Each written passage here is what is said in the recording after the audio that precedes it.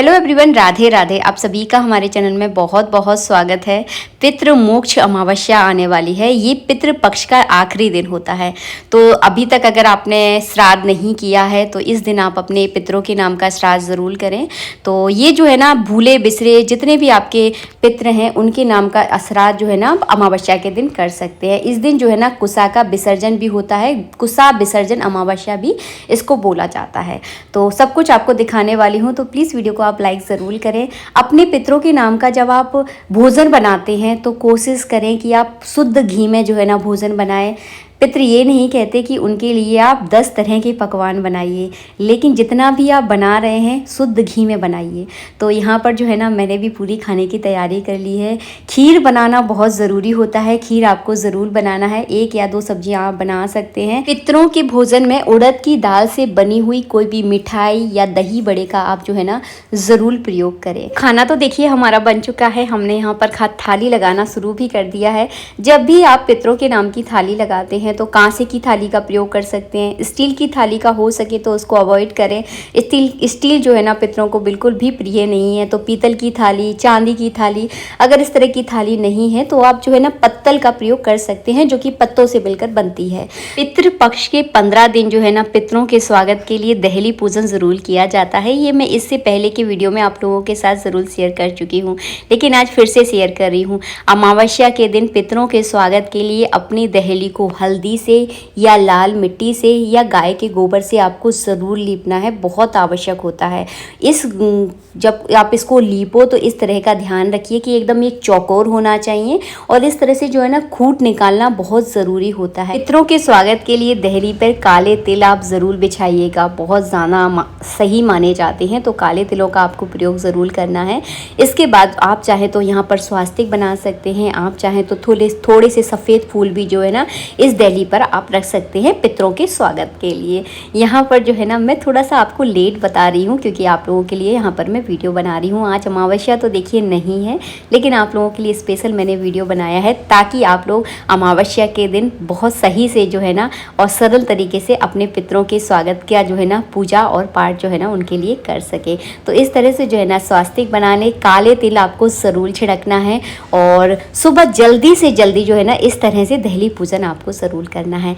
इसके बाद की जाती है पितरों की नाम की पूजा पितृ अमावस्या के दिन। तो आपको क्या करना है, ये पूजा जो है ना घर के पुरुष ही करते हैं। घर के सबसे बड़े सदस्य यानी घर के जो सबसे बड़े पुरुष हैं, जैसे कि आपके दादाजी हैं। अगर दादाजी नहीं है तो आपके पापा जी कर सकते हैं। अगर आपके पापा जी नहीं है तो आपका जो भाई वगैरह है वो जो है ना इस पूजा को कर सकता है।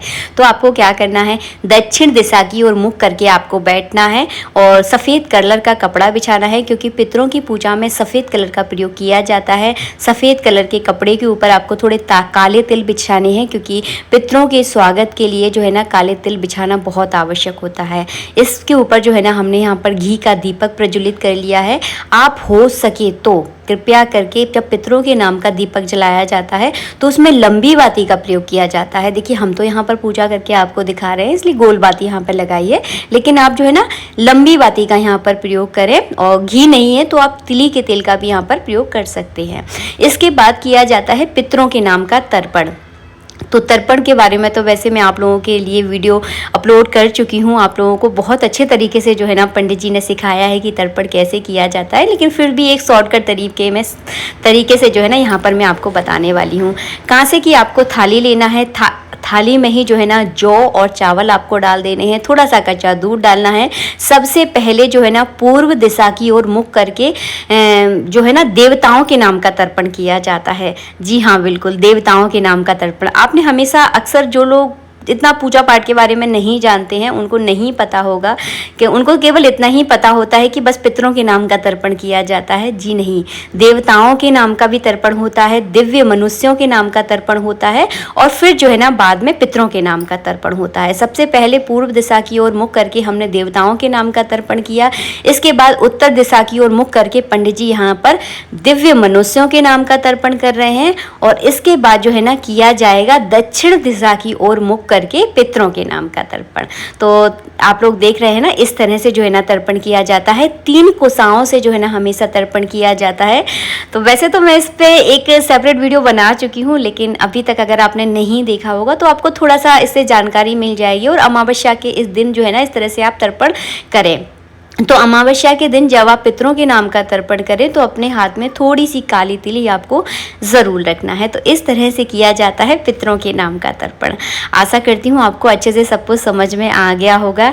इसके बाद जो है ना, सफ़ेद कलर का आपको रुमाल लेना है, उसमें थोड़े से आपको काले तिल डालने हैं और इसको जो है ना अपने बाईं ओर जो है ना पानी डालकर आपको इस तरह से निचोड़ना है, जैसे कि मैं आपको वीडियो में दिखा रही हूँ। तो ये सारे स्टेप करना बहुत ज़रूरी होता है, जब भी अपने पितरों के नाम का, देवताओं के नाम का पूरा तर्पण जो है ना माना जाता है। अगर आपने 15 दिन इस तरह से तर्पण नहीं किया है, आपको इतनी ज़्यादा जानकारी नहीं थी, तो अमावस्या के दिन सूर्य उदय होने के बाद जो है ना इस तरह से आप अपने पितरों के नाम का, देवताओं के नाम का तर्पण आप ज़रूर करें। अगर आपके घर में सुख शांति आती है, समृद्धि आती है, तो देवताओं और पितरों के द्वारा ही आती है। तो ये कार्य को आप ज़रूर करें। इसके बाद जो है ना सूर्य देव को इस तरह से अर्घ्य दिया जाता है, इसी जगह पर बैठकर। तो यहाँ पर जो है ना पंडित जी ने सूर्य को अर्घ्य दे दिया है। बहुत सरल तरीके से आपको बता रही हूँ। चारों दशाओं में जो है ना हाथ जोड़कर प्रणाम किया जाता है। तो जैसे कि यहाँ पर पंडित जी ने आपको बताया, चारों दिशा में हाथ घुमाकर आपको प्रणाम करना है। उसके बाद जो है ना हाथ में जल लेकर बोलना है कि जो तर्पण हमने किया है वो जो है ना हमारे पितरों देवताओं को जो है ना अर्पित हो। इसके बाद जो है ना पितृ मोक्ष अमावस्या के दिन जो है ना ब्राह्मण को भोजन कराने के बाद इस कुसा को जो है ना नदी में या तालाब में, कुएं में आप जो है ना विसर्जन कर दें। कुसा विसर्जन अमावस्या भी जो है ना बोला जाता है। तो इस दिन जो है ना 16 दिन हो जाते हैं पितृपक्ष के, और इस दिन जो है ना कुसा का विसर्जन भी जो है ना कर दिया जाता है। तो इस तरह से जो है ना पूरा स्टेप बाय स्टेप आपको करना है। इसके बाद जो है ना करना है आपको हवन अपने पितरों के नाम का। तो पितरों के नाम का जब आप हवन करते हैं तो घी का आपको प्रयोग करना है। वैसे हवन की विधि मैं आपको बता चुकी हूँ, फिर से एक बार बता रही हूँ। अगर पितरों के नाम का अगर आप हवन कर रहे हैं तो गाय का घी अगर मिल जाता है तो बहुत बढ़िया बात है। अगर नहीं मिल रहा है तो जो मिल रहा है उससे भी जो है ना आप हवन कर सकते हैं। घी का ही आपको प्रयोग करना है। घी से ही आपको आहुतियाँ देनी है। हो सकेगा मंत्र तो मैं डिस्क्रिप्शन में आपको लिख कर दे दूँगी। पितरों के नाम की जब आप आहुतियाँ देते हो तो उनके इस तरह का मंत्र जो है ना आप बोल सकते हैं। स्वाहा नहीं बोला जाता, स्वधा बोला जाता है, वो भी हो सकेगा तो मैं डिस्क्रिप्शन में लिख कर आपको दे दूँगी। इसके बाद अग्नि में हमेशा मीठे का भोग लगाया जाता है। नमक का प्रयोग इसमें आपको नहीं करना होता है। तो खीर और पूड़ी का जो है ना पंडित जी यहाँ पर भोग लगा रहे हैं। पूड़ियों में मैंने बिल्कुल भी नमक नहीं डाला है। तो इस तरह से आपको 5 बार भोग लगाना है। गुड़ और घी का भी जो है ना भोग लगाया जाता है अग्नि में पितरों के नाम का। इसके बाद जो है ना आपको घी से आचमन करवाना है। तो 3 बार जो है ना हमेशा आचमन करवाया जाता है भोग लगाने के बाद। तो बिल्कुल सरल सिंपल तरीका जो है ना मैंने आपको पितरों के हवन करने का बताया है। और वीडियो अच्छा लग रहा है तो प्लीज़ लाइक कर देना। एक एक स्टेप बाय स्टेप जो है ना आप लोगों के लिए मैं लेकर आती हूँ। देखिए पंडित जी जो है ना 3 बार जो है ना घी का आचमन करवा रहे हैं। इस तरह से जो है ना आपको आचमन करवाना है और हाथ जोड़कर प्रार्थना करनी है कि हमने जो भी उनके लिए उनके निमित्त बनाया है वो जो है ना उनको अर्पित हो। अग्नि में जो भी आप भोग अर्पित करते हैं वो आपके देवी देवताओं तक जो है ना बहुत जल्दी जो है ना पहुंच जाता है।